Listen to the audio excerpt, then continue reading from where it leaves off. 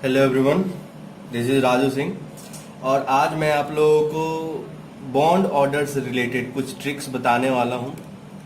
आप लोगों में से कुछ लोगों को पता भी होगा कि बॉन्ड ऑर्डर कैसे निकालते हैं, उसके लिए ट्रिक क्या है।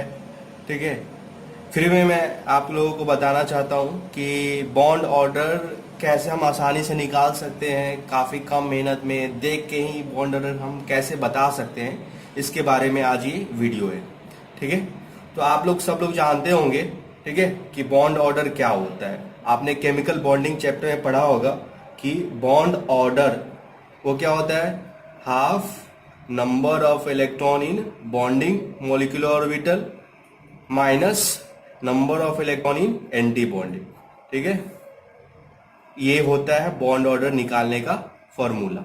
ओके, तो इस फॉर्मूले में आपको सबसे पहले बॉन्डिंग मॉलिक्यूलर ऑर्बिटल में जितने इलेक्ट्रॉन है वो पुट करना होगा, एंटी बॉन्डिंग में जितने इलेक्ट्रॉन है वो पुट करना होगा और फिर बॉन्ड ऑर्डर निकालना होता है। इसमें काफी टाइम लग जाता है, तो मैं आप लोगों को एक ऐसी बात बताऊंगा जिसमें कम टाइम में हम आसानी से बॉन्ड ऑर्डर बता सकते हैं। आपको बस एक ट्रिक याद रखना होगा। ठीक है, ये छोटा सा ट्रिक है मेरी तरफ से। देखिए, अगर किसी के पास 14 इलेक्ट्रॉन है, ठीक है, सपोज दैट कि कोई मॉलिक्यूल है जिसके पास टोटल 14 इलेक्ट्रॉन है। ओके, तो उसका बॉन्ड ऑर्डर 3 होगा। ओके, अगर किसी के पास 14 इलेक्ट्रॉन है, किसी मॉलिक्यूल के पास 14 इलेक्ट्रॉन है, तो उसका बॉन्ड ऑर्डर हमेशा 3 होगा। ठीक है, जैसे N2।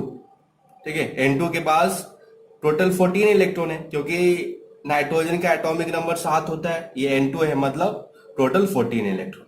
14 इलेक्ट्रॉन है, ओके, तो बॉन्ड ऑर्डर इसका कितना हो जाएगा, 3।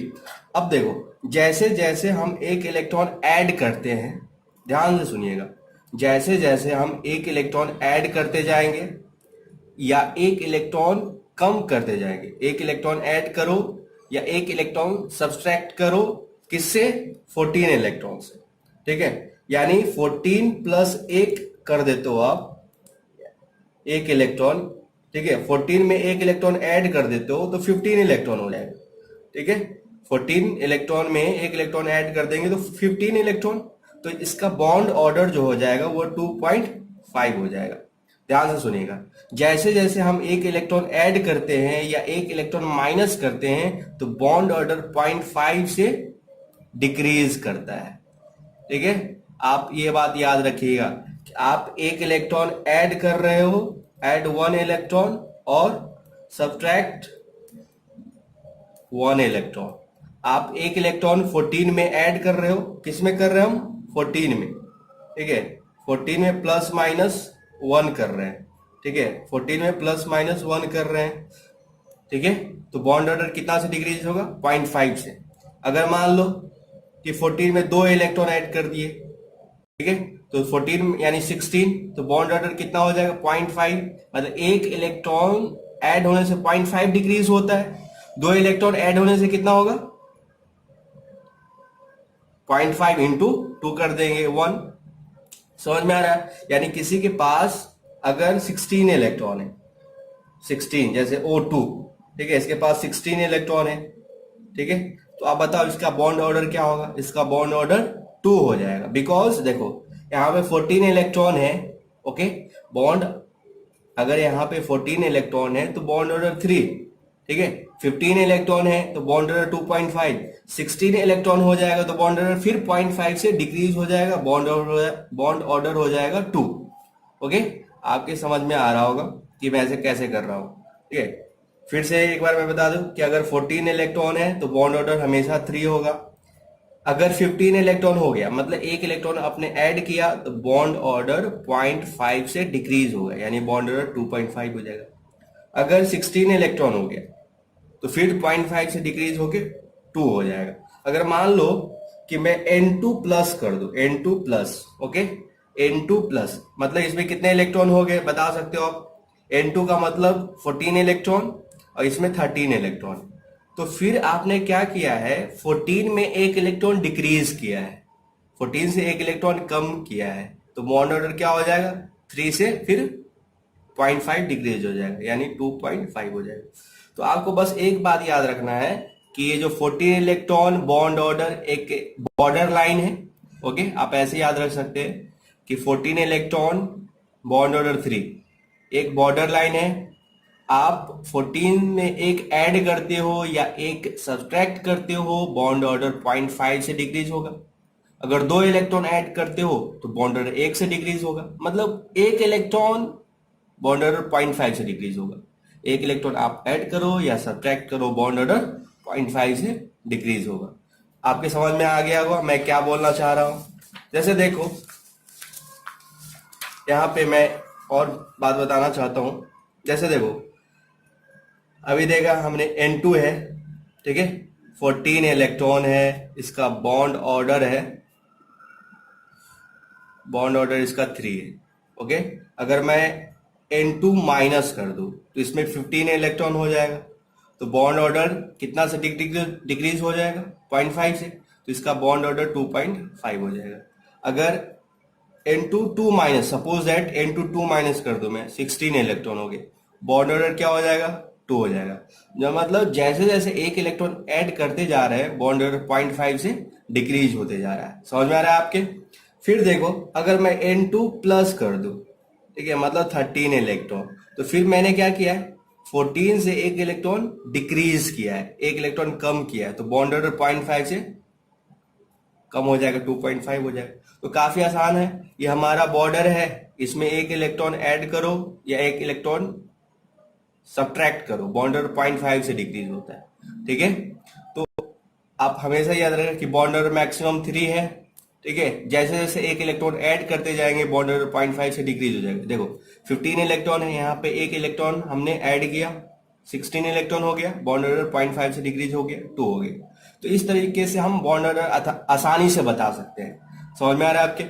जैसे देखो O2 में कितने इलेक्ट्रॉन है? 16। ठीक है, तो इसका बॉन्ड ऑर्डर क्या हो जाएगा? 2।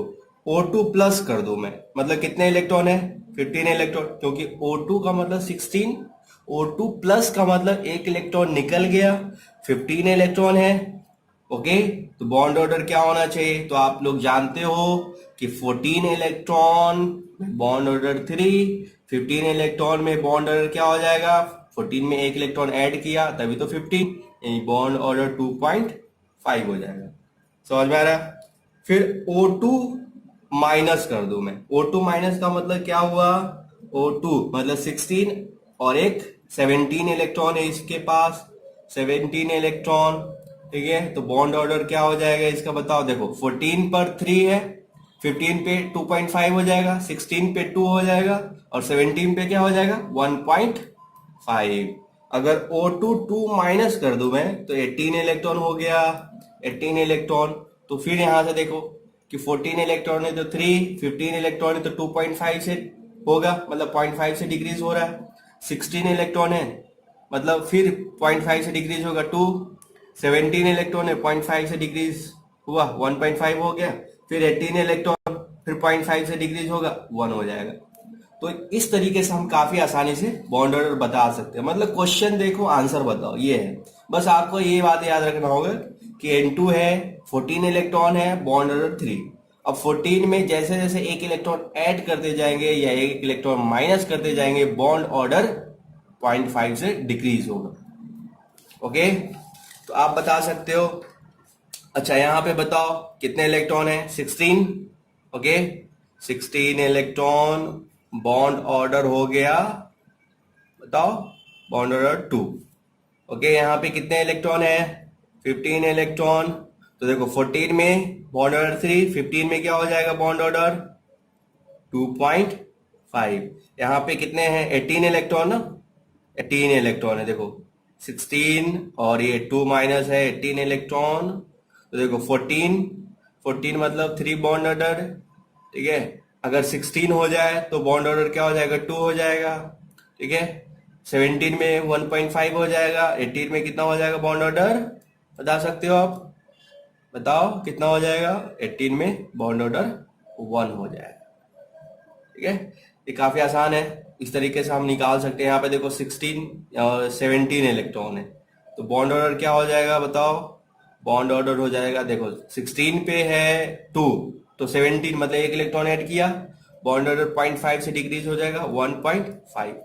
ठीक है, आप ये निकाल के दे सकते हो, आपको याद होगा ना कैसे निकालते हैं।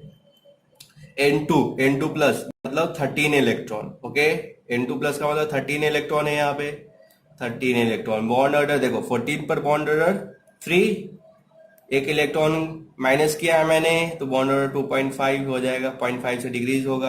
यहाँ पे N2 माइनस है।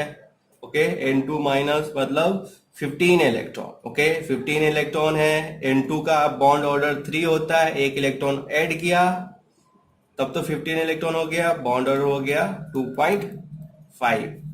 ठीक है, इट्स वेरी सिंपल, काफी आसान है ये, काफी आसानी से हम बता सकते हैं काफी कम टाइम में। ओके, तो इस तरह से हम देखो यहाँ पे N2 14 और ये 2 16 इलेक्ट्रॉन है। ठीक है, बॉन्ड ऑर्डर क्या होना चाहिए आप बताओ।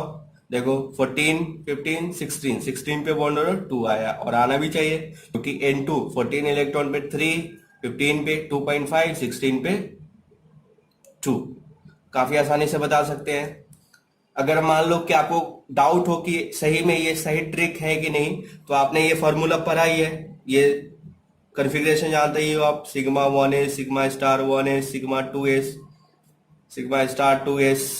ठीक है, और आप ये जानते हो कि अगर H2 to N2, ठीक है, H2 से N2 तक हम लोग जाते हैं तो क्या होता है, sigma 1s sigma star 1s sigma 2s sigma star 2s, और इसमें जो है sigma 1s sigma star 1s sigma 2s sigma star 2s, उसके बाद होता है पाई 2px और पाई 2py, दोनों की एनर्जी बराबर होती है। Sigma 1s sigma star 1s sigma 2s sigma star 2s pi 2px and pi 2py। उसके बाद क्या होता है पता है आपको, सिग्मा 2pz होता है, उसके बाद पाई स्टार 2px होता है, पाई स्टार 2py, दोनों की एनर्जी इक्वल, उसके बाद सिग्मा स्टार 2pz। इस फॉर्मूला से आप चेक कर सकते हो। ओके, और क्या जानते हो आप, और क्या जानते हो आप, जानते हो कि O2 to Ne2 रहे तो क्या होता है configuration, sigma 1s sigma star 1s sigma 2s sigma star 2s। ठीक है, और उसके बाद यहाँ पे क्या होता है पता है आपको, यहाँ पे होता है सिग्मा 2pz, उसके बाद पाई 2px equal to pi 2py, फिर बताओ pi star 2px equal to pi star 2py and फिर सिग्मा स्टार 2pz। तो आप बस इतना याद रखना कि H2 to N2 में क्या होता है, ये जो सिग्मा 2pz है, ये सिग्मा 2pz जो है वो पाई 2px एंड पाई 2p के बाद आता है। H2 to N2 में ये सिग्मा 2pz जो है पाई 2px एंड पाई 2py के बाद आता है। ओके, और अगर हमारा O2 to Ne2 है तो इसमें सिग्मा 2pz जो है पाई 2px एंड पाई 2py के पहले आता है, बस इतना ही अंतर है। ओके, आप यहाँ पे देख रहे हो पाई 2px पाई 2py के बाद आया है H2 to N2 में। ओके, और यहाँ पर सिग्मा 2pz जो है पाई 2px एंड पाई 2py के पहले आ गया। तो एक आप ट्रिक ऐसे याद रख सकते हो, ट्रिक कि जिसका एटॉमिक नंबर पहले, ठीक है, एटॉमिक नंबर पहले आएगा फर्स्ट, ठीक है, देन सिग्मा 2pz आफ्टर। ठीक है, atomic number first then sigma 2pz after, किसके आफ्टर, तो पाई 2px पाई 2py। अब इस बात को समझो, इस ट्रिक का मतलब क्या हुआ। तो आप देखो यहाँ पे H2 to N2 और O2 to Ne2, इसमें पहले कौन आता है, आप लोग जानते हो कि एटॉमिक नंबर में पहले कौन आता है, H2 to N2। तो जो पहले है H2 to N2, जो पहले उसमें sigma 2pz pi 2px and pi 2py के बाद आता है। तो जो पहले है उसमें बाद में, और जो बाद में है उसमें सिग्मा 2pz पहले। इसलिए एक ट्रिक याद रखना आप लोग, कंफ्यूजन हो जाता है लोगों को कि किसमें पहले आएगा किसमें बाद में। तो आप याद रखना कि जिसका एटॉमिक नंबर पहले उसमें बाद में, जिसका एटॉमिक नंबर बाद में उसमें पहले आता है पाई 2px एंड पाई 2py के बाद। तो आप यहां से भी बॉन्ड ऑर्डर चेक कर सकते हो। ठीक है, आप यहां से भी बॉन्ड ऑर्डर सबका चेक कर सकते हो, बॉन्ड ऑर्डर आपका यही आएगा। ठीक है, तो आपको बस एक ट्रिक याद रखना है कि अगर N2 है तो बॉन्ड ऑर्डर 14 होता है, बॉन्ड सॉरी इलेक्ट्रॉन 14 होता है और बॉन्ड ऑर्डर 3 होता है। जैसे जैसे एक इलेक्ट्रॉन ऐड होते जाएगा, एक इलेक्ट्रॉन का मतलब 0.5 से डिक्रीज होगा, या एक इलेक्ट्रॉन कम करते जाएंगे तो बॉन्ड ऑर्डर क्या हो जाएगा, 0.5 से डिक्रीज होगा। तो ये एक रेफरेंस है, इसमें एक इलेक्ट्रॉन ऐड करो तब पर भी 0.5 से डिक्रीज होगा, एक इलेक्ट्रॉन इसमें से घटा दो तब पर भी 0.5 से डिक्रीज होगा। काफी आसान तरीका है। अब देखो सिर्फ ये देखो, सिर्फ यहाँ पे जो मैंने बताया ये क्या है, होमो डायटोमिक मॉलिक्यूल्स है। क्या है, होमो डायटोमिक मॉलिक्यूल्स। आपको पता होगा होमो डायटोमिक मॉलिक्यूल्स का मतलब क्या हुआ, होमो का मतलब सेम होता है। ओके, होमो का मतलब सेम होता है, तो इसमें जो भी मॉलिक्यूल्स है वो डायटोमिक है, मतलब दो एटम है, और ये होमो है मतलब सेम है, सेम टाइप के एटम है, इसलिए इसको हम क्या बोलते हैं, होमो डायटोमिक मॉलिक्यूल। तो ये होमो डायटोमिक मॉलिक्यूल्स के लिए आप आसानी से बॉन्ड ऑर्डर बता सकते हो। तो एक क्वेश्चन अराइज होता है कि क्या ये जो ट्रिक है वो हेट्रो डायटोमिक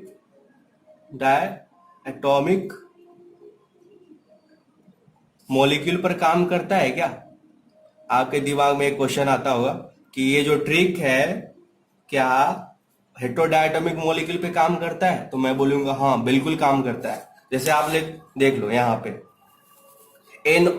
NO के पास कितने इलेक्ट्रॉन है, नाइट्रोजन के वैलेंशियल, देखो वैलेंशियल नहीं बोलेंगे, नाइट्रोजन के पास टोटल 7 इलेक्ट्रॉन है, ऑक्सीजन के पास 8 इलेक्ट्रॉन है, 15 इलेक्ट्रॉन हो गए यहाँ पे।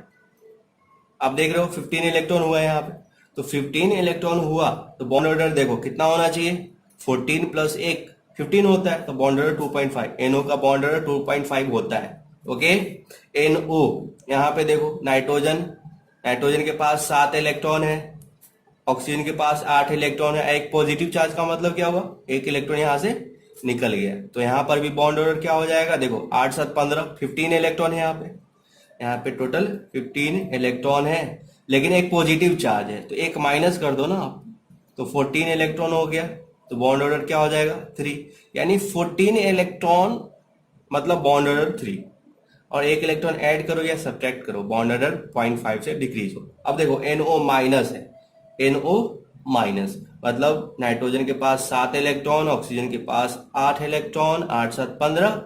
ओके, और एक निगेटिव का मतलब क्या हुआ, इसने एक इलेक्ट्रॉन लिया है यानी 16 इलेक्ट्रॉन, तो बॉन्ड ऑर्डर क्या होता है 16 पे, देखो 14 electron bond order 3, 15 electron bond order 2.5, 16 electron bond order क्या हो जाएगा बताओ 2, इसका बॉन्ड ऑर्डर 2 होता है, आप बुक में देख लें।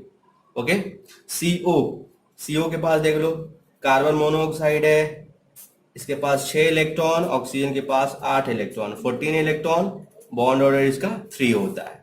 ठीक है, तो काफी आसान सा ट्रिक है, 14 इलेक्ट्रॉन बॉन्ड ऑर्डर 3।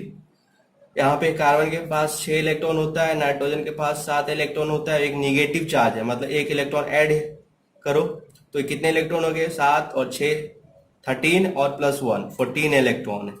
ठीक है, बॉन्ड ऑर्डर 3, काफी आसान है। यहाँ पे देखो बोरोन के पास कितने इलेक्ट्रॉन होते हैं 5, नाइट्रोजन के पास कितने होते हैं 7।